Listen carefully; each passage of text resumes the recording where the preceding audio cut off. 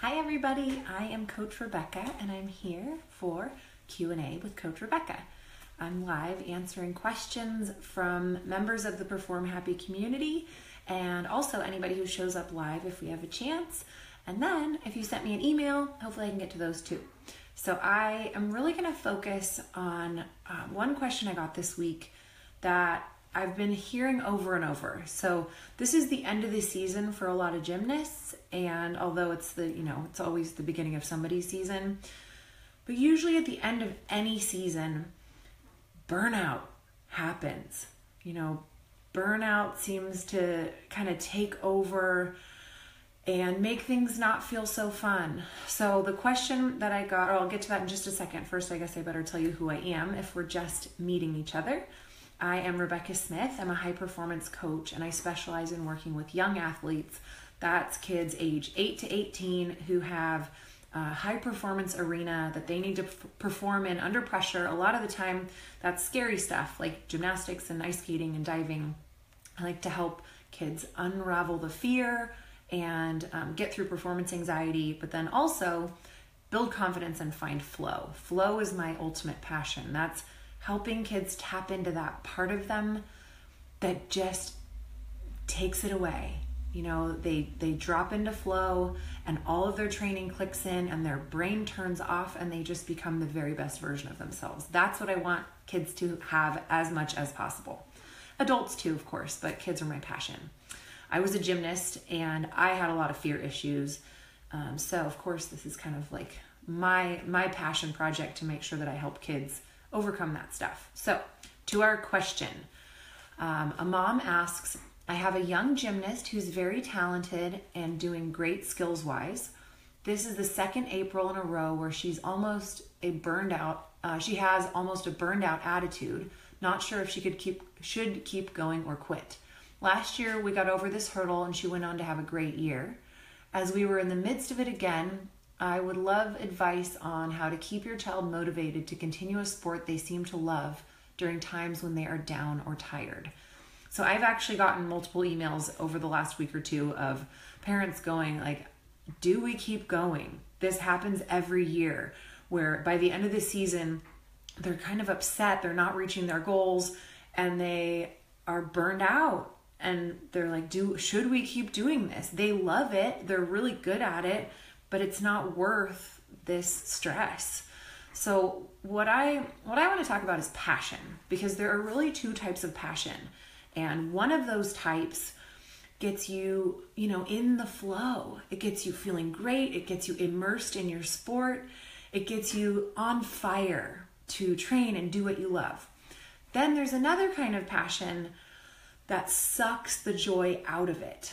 So I'll go over those two types, how to figure out which type your child is in or which type you're in, and then how to get in the right kind of passion. So the first type of passion I'll talk about is called harmonious passion.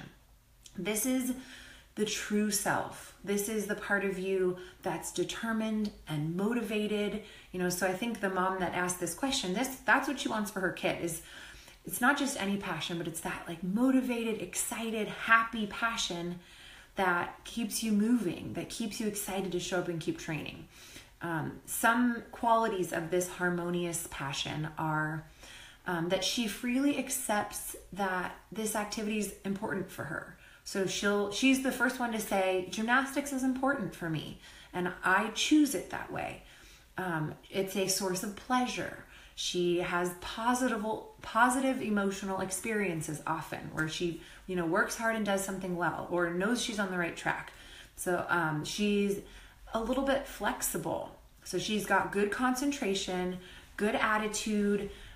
And if something doesn't go her way, she can kind of cope. She can, work around it and try something else and not give up hope. Flexibility is a big part of that harmonious passion, that it's like, I love gymnastics, and if I can't do it this way, I'll do it this way. And if that doesn't work, I'll try this. Instead of like, it didn't work, I'm out of here. She's got to feel like she's in control of the activity. She has to feel like she's got some say. If her coach is asking her to do something that she doesn't feel comfortable doing, she has to feel like she's got control to actually say, hey coach, what do you think about this? What if we tried that? So she's got to feel like there's some level of control. And typically there are positive feelings that increase as the season progresses when you are in harmonious passion. And that is the type of passion that makes life worth living, where you just like want to do some more because it's great, because you love it. Okay, so that's the passion number one, is harmonious. The second type is obsessive passion. Now this one, instead of being driven by your authentic self, it's driven by your ego. So it's driven by that part of you that wants to look good and be liked and win and have everybody look up to you. It's that part that's kind of like that external, the shell of you. Harmonious passion is what's in your heart. Obsessive passion is like, I gotta look good. I gotta be good. I have to be good. I have to, everyone's gotta be happy with me. I have to make everybody happy. This comes from pressure. It comes from outcome goals. Like, I gotta get this skill by this day. I gotta win this meet. I gotta qualify to this meet. I gotta get this score, which I know that's how people in the United States and probably beyond that's how they're trained. Get this score, go to this meet, qualify here.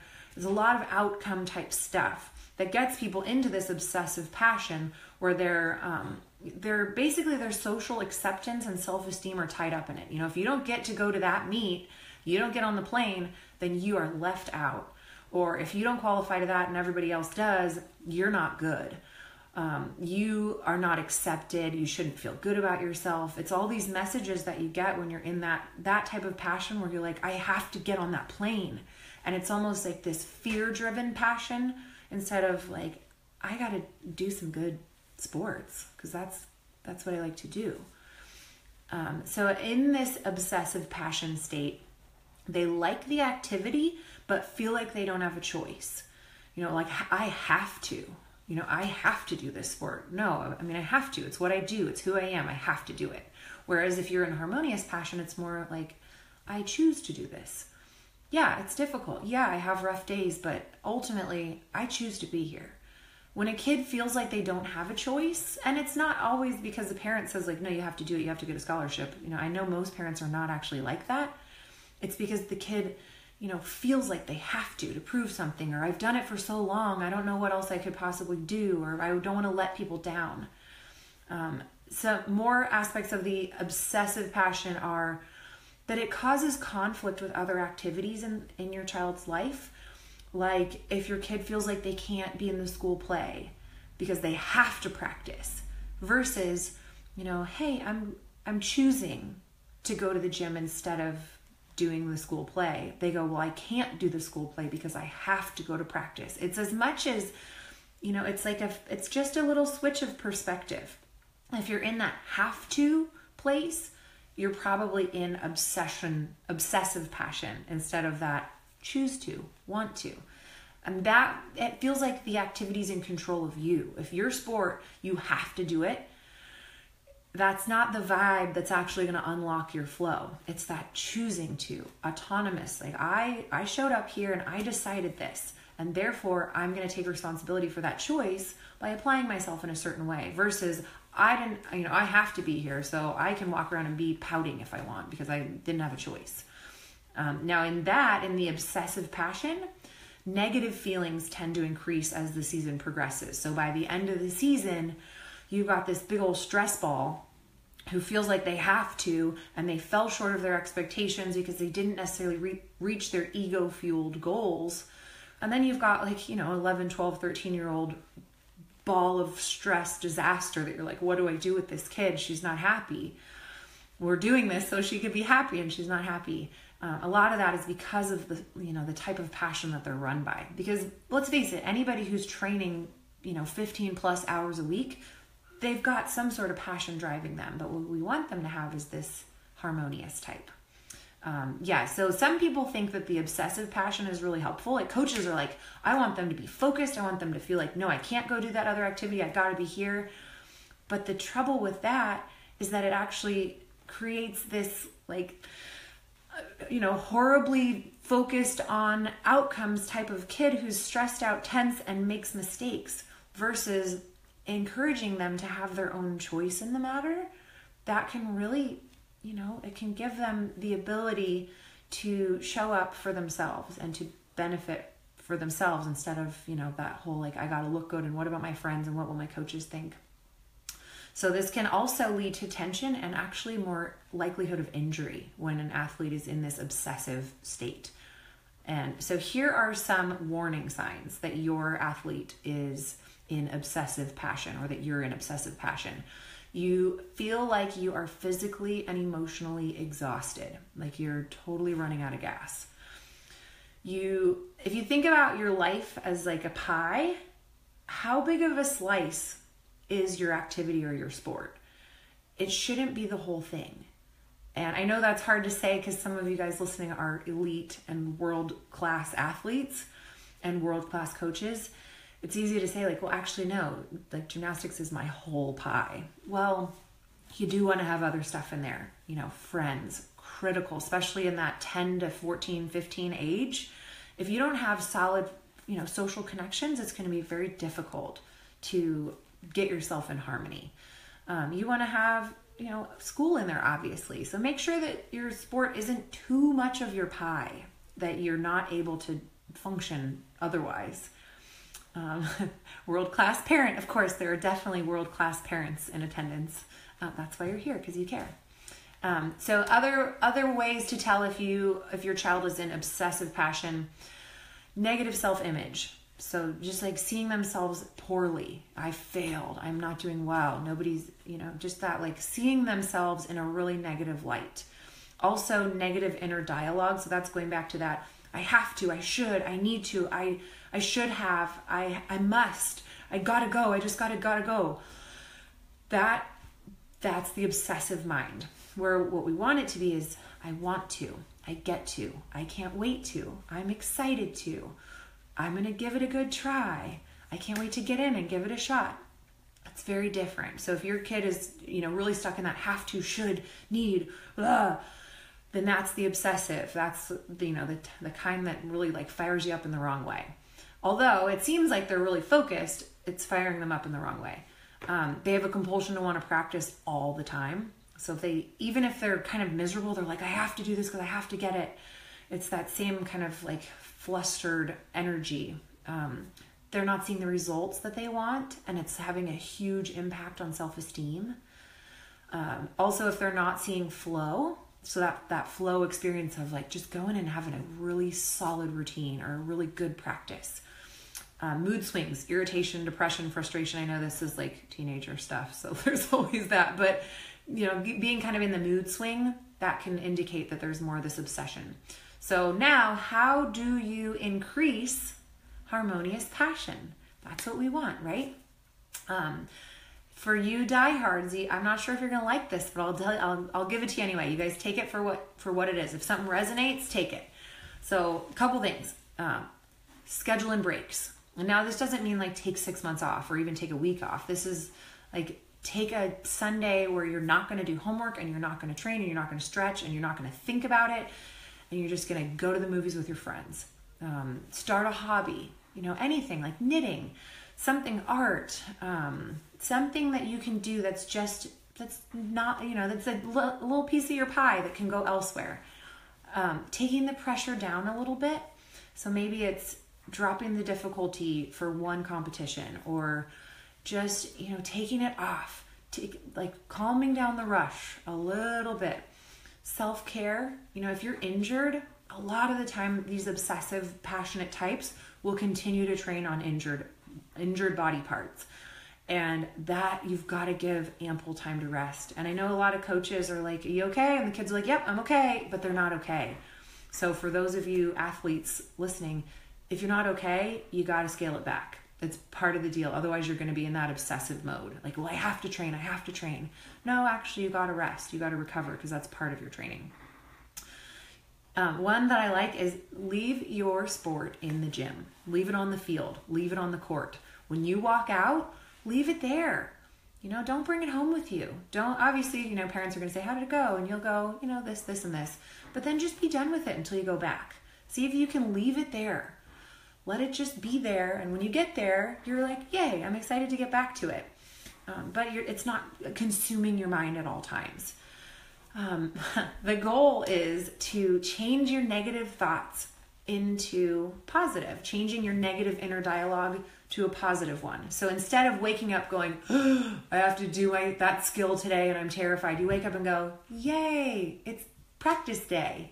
That's what we want. And you might have to actually fake it till you make it a little bit. Yay, I can't wait to get there and try this. Here's my goal for the week. I really hope I get it. But it's not a goal of I hope I beat, little Susie to getting the back walkover. It's I hope that today I can do a little better than yesterday on this one thing. I hope I can reach my personal best here. So you've got an intention driving you, and you get to have something to be excited about. And changing your thoughts. So if you can get your thoughts to change from, ugh, I don't want to, it's too hard, I don't like, or even I have to, to I get to, it's okay. And, really being able to be flexible with it. That will change your self-esteem, and it will change basically every aspect of your life. If you can get more harmonious passion in your training, you will have more in your life. I talk a lot about filling your tank, especially in the Overcoming Fear course in the Perform Happy community. There's a whole session on filling your tank, and that's your heart. And if your heart is on empty and you are depleted, you can't push through fear, you can't get motivated, you can't get excited, you can't really be happy in any area of your life.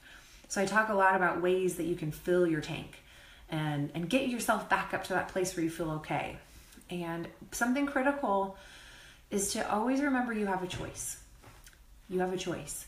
And kids, maybe you don't. Maybe you're in a place where you don't, where your coach is requiring certain things of you, or your parent is like, no, you're not quitting. But there's got to be a choice in order to get into that place where you can be like really from a core level motivated. You have to have a choice. And that's a conversation that you'll want to have with your kid. Like what's working here? What's not working? What's your choice? Do you choose to be here? And it reminds me of when my first year in college, my mom was like, you're going to college. You have no choice. You're going to college. I went and I screwed up, and it was a horrible year, and I made a lot of mistakes because I didn't want to be there for me. I wanted to be there because she told me I had to be there. I didn't know what I wanted to study. I didn't know, I vaguely had this idea that I wanted to do psychology because I wanted to do sports psychology, but it was like, I didn't like the whole experience because it wasn't my choice, and I wasn't motivated, and I didn't do well. So then a few years later, I actually went back when I knew, okay, this is my dream career. This is what I've got to do. I have a lot of schooling ahead of me, but and I said, hey Dad, will you pay for college? And he said, nope, figure it out. And I was like, all right, I will. And I did. And that got me to this place where I got straight A's, and everything got turned in, and I sat in the front and I raised my hand because it was something that I chose. I actively chose to be there. So if your kid is not making the choice to be there, it's a lot harder to get motivated.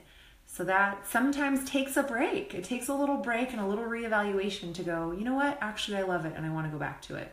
And I've known two really phenomenal gymnasts who actually took time off. One of them took, I think, a year. One of them took 6 months. Not that I'm necessarily advocating that, but they came back by choice. And they've become, really fantastic gymnasts.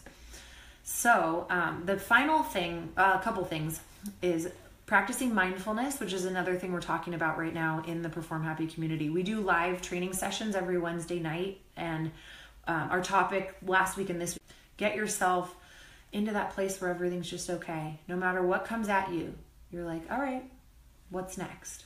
And you don't get rattled. So we're working on that. And then this other final thing that I want you guys to look into, if this resonates, is the idea of self-compassion.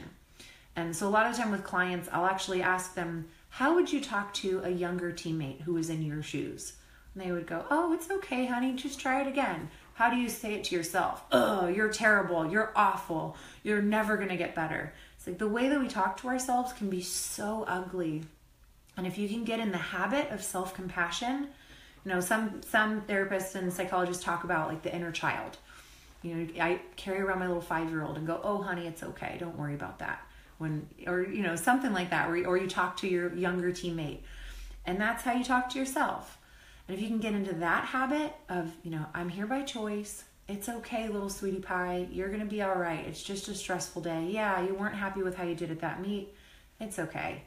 And that can really start to help you out. So if you guys have any questions, please send them my way at rebecca@performhappy.com. If you want to join us for our weekly trainings on finding flow, building confidence, overcoming fear, you can go to performhappy.com and sign up and join us.